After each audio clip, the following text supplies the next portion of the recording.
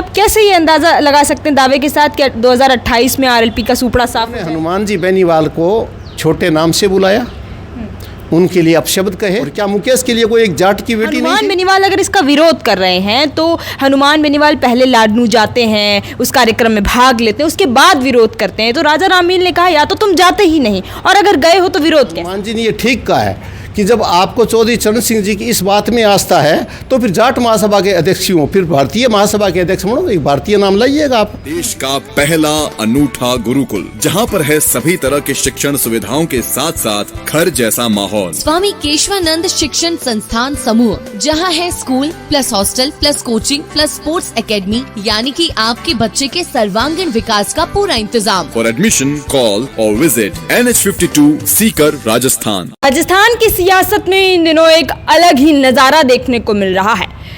एक और हनुमान बेनीवाल हैं और एक और राजस्थान जाट महासभा के अध्यक्ष राजा राम मील, जहां पर अंतर्जातीय विवाह को लेकर एक घमासान देखने को मिल रहा है। पहले बयान देते हैं हनुमान बेनीवाल, उसका मुंहतोड़ जवाब दिया है राजा राम मील ने। उसके बाद लगातार हनुमान बेनीवाल के समर्थकों द्वारा अलग अलग प्रतिक्रिया आ रही हैं।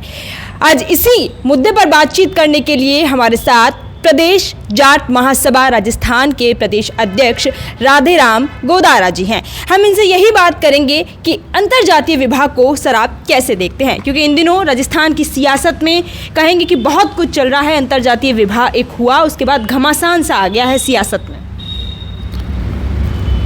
हम सभी सनातनी हैं।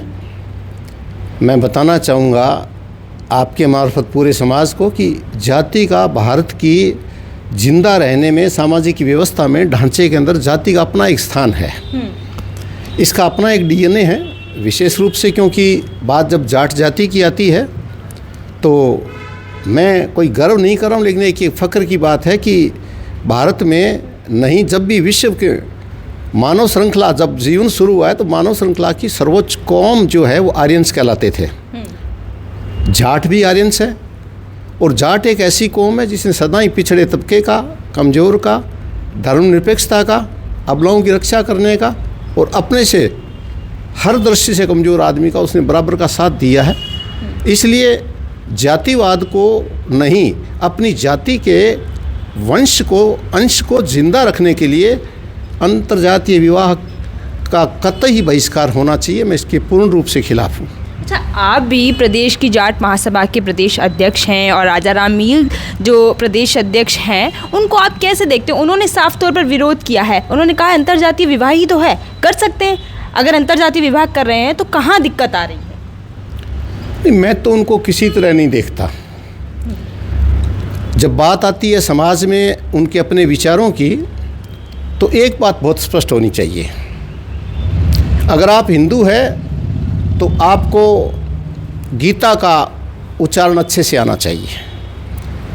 अगर आप मुस्लिम हैं तो आपका गीता से सरोकार है कि नहीं है, लेकिन कुरान की इबादत आपको अच्छे से आनी चाहिए।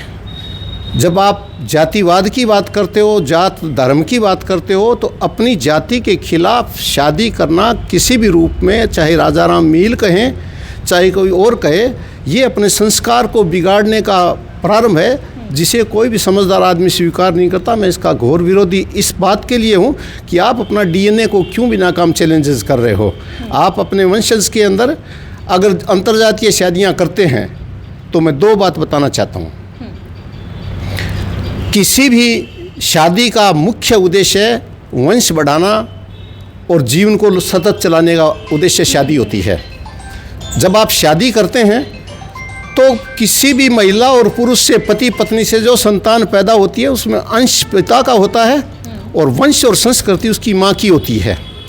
सही मायने में जो माँ है, असली जात की प्रवाहक वही है, क्योंकि उसी के कोख में बच्चा पला है, और वही 2 साल तक अपने आंचल का जब दूध पिलाती है तो वही ये कहती है कि ये हमारे वंश ने किया, ये इसके हम अंश हैं, हमें ये करना चाहिए। तो जो संस्कृति आती है वो सजातीय, दोनों पति पत्नी होंगे, माँ बाप दोनों होंगे, तभी होगा। इसलिए अंतर्जातीय विवाह किसी भी रूप में प्रशंसा के लायक या स्वीकार करने की परिपाटी नहीं होनी चाहिए।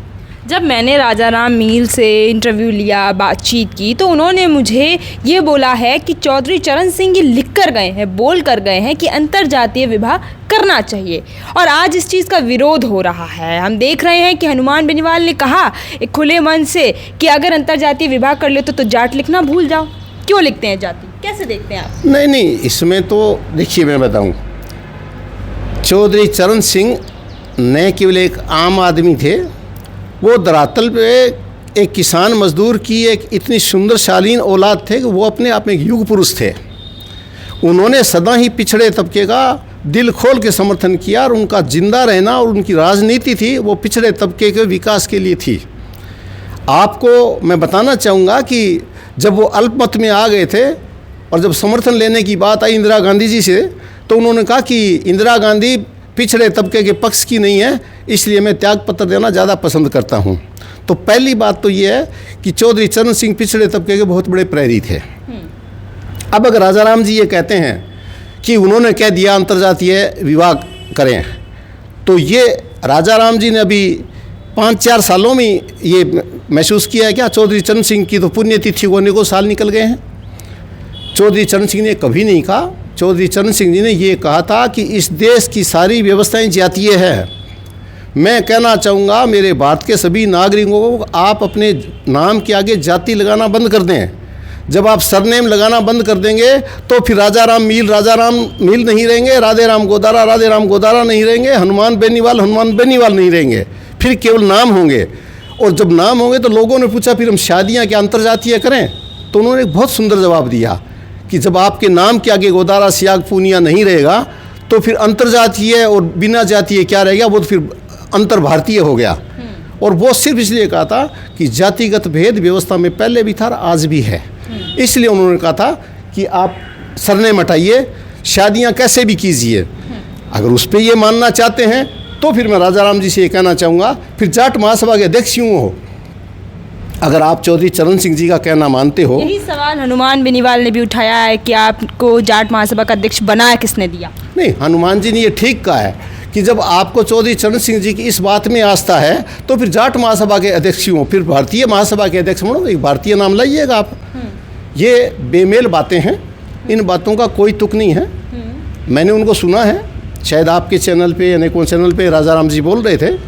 उन्होंने ये कहा था कि क्या हो गया, मेरे बच्चे बहुत ज़्यादा हायर एजुकेटेड है, हायर एजुकेट है, जो भी उन्होंने बोला होगा मायने नहीं होते हैं, क्योंकि किसी भी आदमी के बोलने का अपना एक तरीका होता है। लेकिन मैं ये कहना चाहूँगा कि क्या राजा राम जी के या मेरे या किसी के घर के भी अगर बहुत ऊंचे ओहदे पे चले जाओगे तो क्या अपने संस्कारों को, अपनी संस्कृति से, अपने डीएनए से आप भेद करने लग जाओगे? या केवल राज की नौकरी लगने के बाद में ही आप अंतर्जातीय विवाह करने के लिए अधिकृत होते हो? ये सब गलत बातें हैं। अंतर्जातीय विवाह किसी भी रूप में समाज में स्वीकार्य नहीं होना चाहिए। कोई जाति बड़ी नहीं है, कोई छोटी नहीं है, हर जाति का अपना तरीका है। और जब आप अंतर्जातीय विवाह करते हो तो बहुत बड़ी एक मुश्किल होती है। एक अंतर्जातीय विवाह हाल ही में हुआ है जो कि राजस्थान में कहेंगे कि चर्चाओं का विषय है। मुकेश भाकर विधायक हैं और कोमल मीणा से शादी की है जो कि आरजेएस हैं। उसके बाद से ये कहेंगे कि जो सियासत का घमासान है वो शुरू हुआ है। हनुमान बेनीवाल अगर इसका विरोध कर रहे हैं तो हनुमान बेनीवाल पहले लाडनू जाते हैं, उस कार्यक्रम में भाग लेते हैं, उसके बाद विरोध करते हैं। तो राजा राम मील ने कहा या तो तुम जाते ही नहीं, और अगर गए हो तो विरोध कैसा? देखिए, इसमें मुद्दा जाना आना नहीं है। सबसे बड़ा मुद्दा ये है कि हम अंतर्जातीय विवाह अगर कोई भी एक आम आदमी करता है तो उसका एक गांव में, 2 ढाणियों में, नज़दीक के क्षेत्र में उसका कुप्रभाव होता है।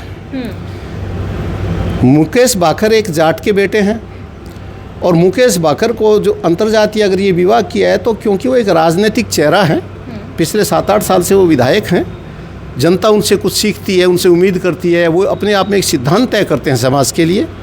उन्होंने जो अंतर्जातीय विवाह किया मैं इसकी आलोचना करता हूँ।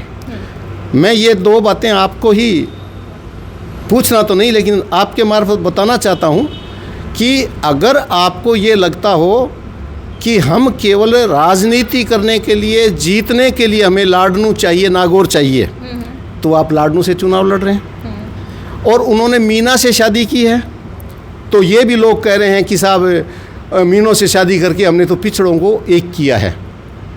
अंतर्जातीय विवाह करते हो तो विवाह करते समय एक सबसे बड़ी विडंबना है, ये पुरुष प्रधान समाज है भारत में। इस पुरुष प्रधान समाज के अंदर लड़की जिस कम्युनिटी की, जिस जाति की होती है, उस कम्युनिटी में उस लड़की का, उसके परिवार का बहुत अपमान होता है। मुकेश बाकर ने मीना जाति से शादी करके मीना समुदाय और जाट समुदाय के बीच में एक विद्वेष पैदा कर दिया, जो गलत शुरुआत है। मीना अपने आप में एक संपूर्ण समुदाय है, जिन्होंने जमीन और जंगल की सदैव रक्षा की है। उनकी लड़कियों के लिए मीने हैं ना लड़के, उनको आवश्यकता नहीं थी जाट की। और क्या मुकेश के लिए कोई एक जाट की बेटी नहीं थी? अगर आप विवाह करते हो तो इसका महिमा मंडन नहीं करना चाहिए। आपने कर लिया, मैं ये नहीं कह सकता कि क्यों कर लिया आपने, तो आप इसको कसौटी पे ये मत कहिए कि हमने कोई बहुत अच्छा काम कर लिया। आपने दो समाजों के बीच में भाव गलत पैदा किए हैं। और आपके चैनल के मार्फत मैं मुकेश बाकर को कहना चाहूँगा, अगर आपको लगता है कि नागौर से चुनाव आपको इसलिए लड़ना चाहिए कि आप जाट हो, तो फिर आपको ये भी लगना चाहिए कि जब आपने मीनों से शादी कर ली है तो कोटा संभाग के अंदर 12 जिले की एक सीट है अंता, जहाँ मीना बहुत है। दूसरा मैं आपको बताना चाहता हूँ भीम और कुंभलगढ़, जहाँ 90 हज़ार 1 लाख से ज़्यादा मीना है, सामान्य सीटें हैं दोनों। देवली उनियारा है जिसमें गुजर और मीना बहुत है, जाट नहीं है। और महुआ दौसा की सीट है जहाँ मीना बहुत है, सामान्य सीट है। सवाई माधोपुर की बामनवास तो मीनों के लिए आरक्षित है, लेकिन सवाई माधोपुर तो सामान्य है। हाँ, तो जब आपने रिश्ता किया है तो कृपया करके अगला चुनाव वहाँ से लड़के बताएं, तो हमें ये पता लगेगा कि समाज में जातिवाद का क्या स्थान है। इसलिए गलत बातें नहीं होनी चाहिए। और जहाँ तक रहे हनुमान वहाँ गए, शादी में कोई किसी को बुलाए चले जाएं, तो चले जाने का मतलब ये नहीं है कि हनुमान बेनीवाल ने इनको शादी के लिए उकसाया है। मरना परना साझा है, इसलिए चले गए होंगे। बाकी शादियों का भी, ऐसी शादियों का महिमा मंडन भी नहीं होना चाहिए।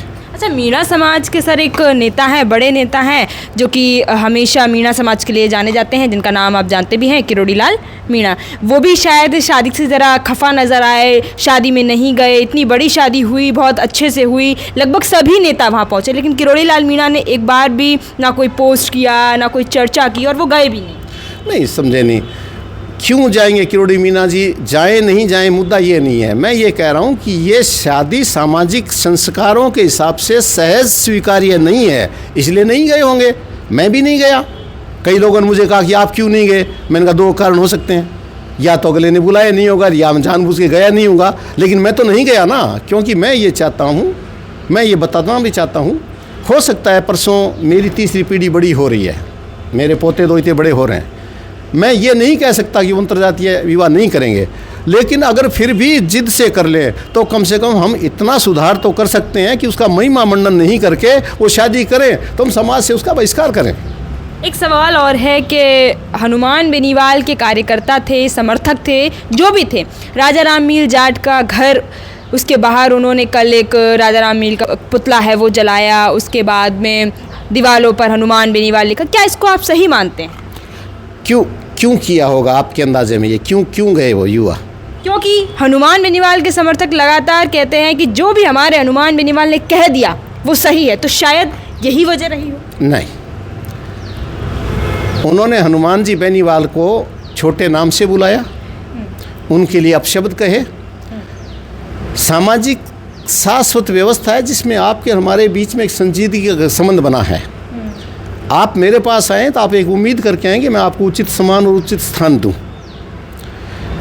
राजा राम जी ने का विरोध वो इसलिए कर रहे हैं कि जितने अनर्गल शब्द वहाँ मैंने इस चैनलों के माध्यम से देखे हैं, ये सराहनीय नहीं है।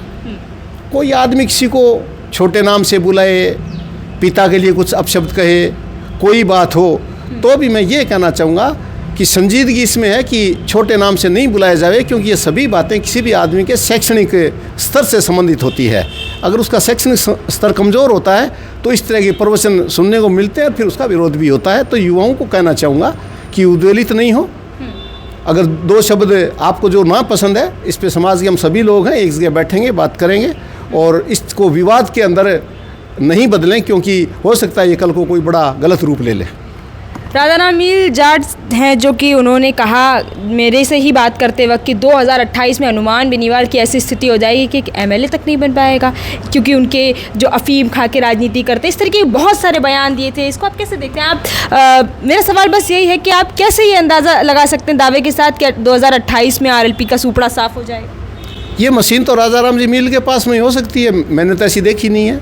और मान लो सूपड़ा साफ हो जाएगा, हमारा कयास है कि सूपड़ा साफ हो जाएगा, तो राजनीति में सूपड़े साफ ही होते रहते हैं, बनते भी रहते हैं। लेकिन इन बातों के बाद के अंदर ये अंतर्जातीय विवाह की बड़ाई करना या व्यक्तिगत किसी की इस तरह आलोचना करना या छोटे नाम से किसी को बुलाना, इनके ऊपर पर्दा नहीं डाला जा सकता।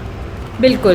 देखिए, आपने सुना यहाँ पर अंतर्जातीय विवाह को लेकर बहुत सारी बातचीत हमने राधेराम जी गोदारा से की है, जिसमें मुकेश भाकर की बात हुई है। राजाराम मील के खुद के जो बच्चे हैं उन्होंने भी दूसरे समाजों में शादी कर ली है। और हनुमान बेनीवाल को लेकर प्रतिक्रियाएं जो भी चल रही हैं, उनके कार्यकर्ता लगातार कुछ ना कुछ ऐसी प्रतिक्रियाएं कर रहे हैं जो कि चर्चाओं का विषय बन रही है। आपको कैसा लगा ये वीडियो? ज़्यादा से ज़्यादा इस वीडियो को लाइक, कमेंट, शेयर करिए। मैं भूमि, आप देख रहे हैं बोल हिंदुस्तान। धन्यवाद।